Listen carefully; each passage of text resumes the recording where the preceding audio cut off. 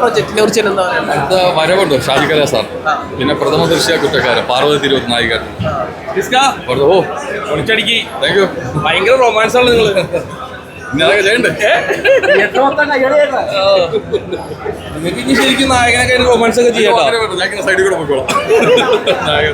ഒളിച്ചടിക്കില്ല, നല്ല അടിപൊളിയായിട്ടുണ്ട്. Thank you, thank you. ഭയങ്കര എല്ലാവരും നല്ല കയ്യടിയും ഭയങ്കര ഫാമിലി ആയിട്ട് കാണാൻ പറ്റിയ ഈ കല്യാണിന്റെ ആദ്യത്തെ പടം. അത് എങ്ങനെയുണ്ട്? കല്യാണി പൊളിച്ചു, അടിപൊളി. എനിക്ക് ഭയങ്കര ഇഷ്ടമായി, കല്യാണി ഭയങ്കര ഇഷ്ടമായി. അടുത്ത നമ്മുടെ മലയാള സിനിമയുടെ ഒരു നായിക ആശിഷിന്റെ അടുത്ത പടങ്ങളൊക്കെ ഏതാ?